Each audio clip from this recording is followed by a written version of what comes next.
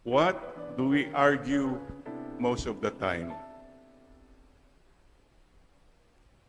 Ang daming arguments. Sinong tama? Sinong magaling? Sinong karapat-dapat? Who is worthy? Who is righteous?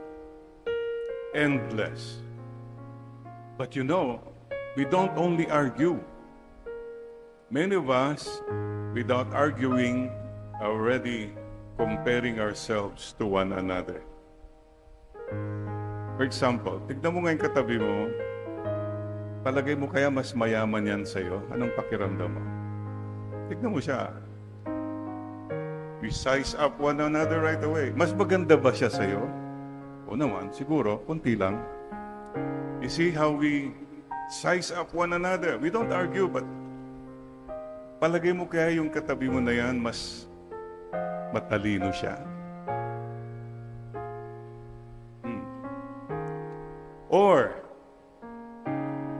the person beside you, you think mas banal yan, mas holy, mas righteous yan. Again, endless.